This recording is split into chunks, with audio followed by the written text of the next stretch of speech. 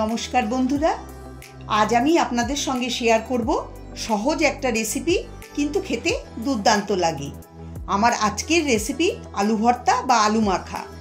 এই আলু ভর্তা বা আলু মাখা বাঙালির অত্যন্ত প্রিয়। গরম গরম ভাত, ঘি আর আলু সেদ্ধ মাখা হলে আর কিছুই চাই না। তবে এমন একটা সিক্রেট মশলা আছে যা দিয়ে আলু মাখলে একদম জমে যাবে। এটা গরম গরম ভাত ডালের সাথে খেতেও ভালো লাগে। তাহলে চলুন দেরি না করে রেসিপি দেখে নিই। রেসিপিটা বানানোর জন্য এখানে আমি 3টে মিডিয়াম সাইজের আলু ভালো করে সেদ্ধ করে খোসা ছাড়িয়ে অর্ধেক অর্ধেক করে কেটে নিয়েছি। এখন এই সেদ্ধ আলু একটা বড় মিক্সিং বোলে ঢেলে দিচ্ছি। এবার এই সেদ্ধ আলুকে হাত দিয়ে ভালো করে মেখে নেব। আপনারা চাইলে ম্যাশারের সাহায্যেও ম্যাশ করে নিতে পারেন।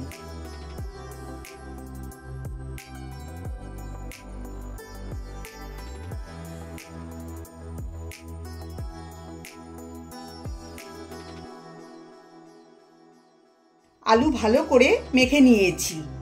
এখন মশলা বানানোর জন্য গ্যাসে প্যান বসিয়ে 2 টেবিল চামচ সর্ষের তেল দিয়ে দিচ্ছি। তেল গরম হয়ে গেলে এর মধ্যে প্রথমে দিয়ে দেব 4টে শুকনো লঙ্কা। এখন শুকনো লঙ্কাকে নেড়ে চেড়ে খুব ভালো করে ভেজে নেব। আপনারা যতটা ঝাল খেতে চান সেই মতো শুকনো লঙ্কা কম বেশি নেবেন। শুকনো লঙ্কাকে সুন্দর ভেজে নিয়েছি। এখন তুলে একটা প্লেটে রেখে দেব।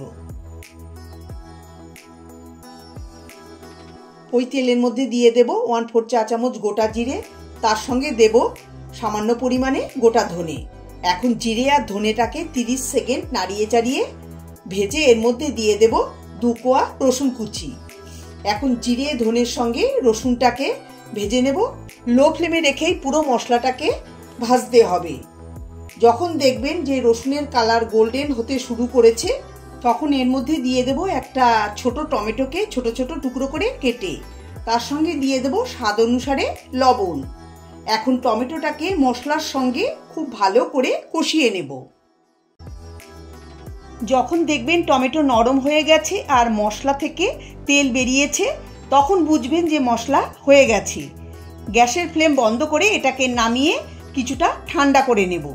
তৈরি হয়ে গেল আমার স্পেশাল মশলা। আর এদিকে শুকনো লঙ্কা ভেজে তুলে রেখেছিলাম। এই শুকনো লঙ্কাকে হাত দিয়ে গুঁড়ো করে নেব। এইভাবে শুকনো লঙ্কা গুঁড়ো করে আলু মাখাতে দিলে খেতে খুবই টেস্টি হয়। দেখেছেন বন্ধুরা শুকনো লঙ্কা কতটা মুচমুচে হয়েছে।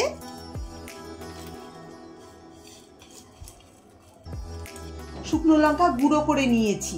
অন্যদিকে আলু যে মেখে রেখে দিয়েছিলাম ওর মধ্যে শুকনো লঙ্কার গুঁড়ো দিয়ে দিলাম। তার সঙ্গে এর মধ্যে ভেজে রাখা মশলা টমেটো দিয়ে দিলাম।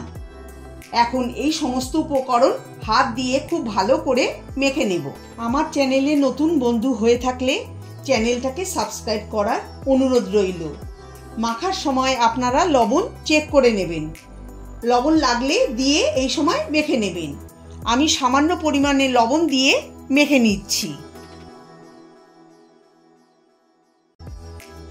তৈরি হয়ে গেল আলু ভর্তা বা আলু মাখা।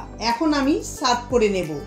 এই আলু মাখা গরম গরম ভাত ডালের সঙ্গে খেতেও যেমন দুর্দান্ত লাগে, আবার গরম গরম ভাত আর ঘিয়ের সঙ্গে খেতেও দারুণ লাগে। আমার আজকের এই রেসিপিটা আপনাদের ভালো লাগলে লাইক, কমেন্ট, শেয়ার করার অনুরোধ রইল। সবাই ভালো থাকবেন, সুস্থ থাকবেন। ধন্যবাদ।